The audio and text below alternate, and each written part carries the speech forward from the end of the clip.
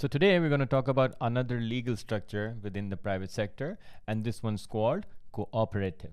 And now the biggest clue again is in the name of the legal structure. Cooperative comes from the word cooperate, and the whole idea is for all the owners to cooperate with one another, to become one with the business, to understand that everyone should have one single goal and which will benefit everyone, and everyone has to work towards it together in a cooperative manner so that they can all benefit from the business.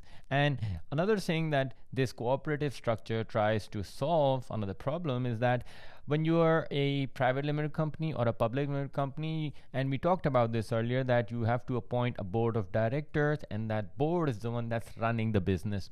And the owners are not part of the business anymore. They're simply looking for investments and for, of course, return for their money. So there's a big separation between ownership and the people who are actually running the business. And that is often looked down on because the customers would feel that, look, if we have a complaint, and the employees, if we have a complaint, we can't really talk to the owners because they have nothing to do with the business in terms of the everyday running. It's the directors who will be doing it. It's the people who've been appointed to do it. So there's a big gap. And to solve that problem, to bridge the ownership and the running of the business together, and making sure that the owners have a vested interest to be in the business, to run it for their own benefits, that's what cooperatives try to do, bringing everyone together towards a common goal. And of course, the advantages that you get from being a cooperative is, first of all, the owners are called members. All right, it's the owners are called the members, or the employees, or both. All of these things, owners, members, employees, are one person. The owners will be working in the job, in the business. The owners will be planning. The owners will be executing. So their name is members, not owners. So you become an equal part of the business. Along with that, everyone gets an equal say in the business. Okay, that's not true for all businesses. For example, in a private limited company, the one which has a larger share would probably have more say. However, when it comes to cooperatives, everyone gets one vote. So if you've got to buy something from another business, if you've got to make a decision on who to sell to, which machine to buy, it won't be a one-man job, or only few people won't be dealing with this, only few votes won't be needed. You will need everyone to be a part in that decision. So in a way, that brings equality within the business. And finally, which is the main reason for doing, is that everyone shares the profits equally. Again, you compare that to a limited company, there whoever has the more number of shares will get a larger share of the profit. But in cooperatives, that is not true. You divide the profit equally among everyone. And now, of course, you would argue that where that's a benefit, that's also a disadvantage. I mean, what if I worked more than the other guy? I would make a higher profit for that. So there might be a bit of conflict there, but the whole idea is to cooperate with one another. And if everybody sticks to that philosophy, it becomes a happy business. Of course, one has some advantages, also has certain disadvantages, and one very clear disadvantage that this kind of business would have. And I want you to think of the example of a farmers cooperative, for example. All the farmers get together to form a business. Now, yes, they're good farmers. They would know what kind of seeds are good, the weather, the soil, all that knowledge they would have. But it doesn't necessarily translate into good business management skills. Quick pause. If you're finding value in this explanation, there's so much more to discover. At Alt Academy, we break down every A-level concept with the same level of clarity. Now, let's continue. And that's where some of the cooperatives may be lacking in certain skills that will be needed to run the business more efficiently. Okay? Again, that's something that they will have to work around. Maybe it'll take a long time to train people, get used to the business, and that might lead a little bit of problem for the business in growth. Okay. Additionally, there is no way to sell your shares on the stock exchange and raise it through other mediums. It's the members who bring their capital into the business. So in a way, they're restricted to the amount that the members can raise within themselves. And finally, cooperatives are based on a democratic style, meaning everyone gets a vote, everyone gets a say. You can't leave a man behind. And when that happens, you got to work for everyone, and you got to wait for everyone to give their 2 cents on the matter.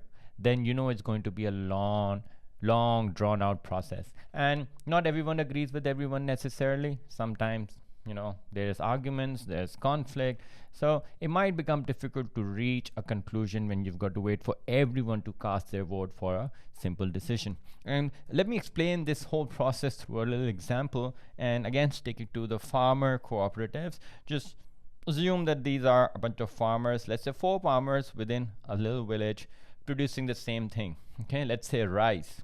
And how farmers or the whole farming industry works is that farmers sell their produce to a little, not little, business called wholesalers. Okay, now the whole idea of wholesalers is to buy in bulk, in large quantities, and then sell it on to other retailers for the consumers to buy from them. So wholesalers are directly working with farmers, and the way the business is structured, if it's not a cooperative, if all of these farmers were individually trying to sell their produce, what's going to happen is the wholesaler is probably going to first target an individual farmer, probably let's say this one here, and offer, let's say, $10 for a bag of rice, right?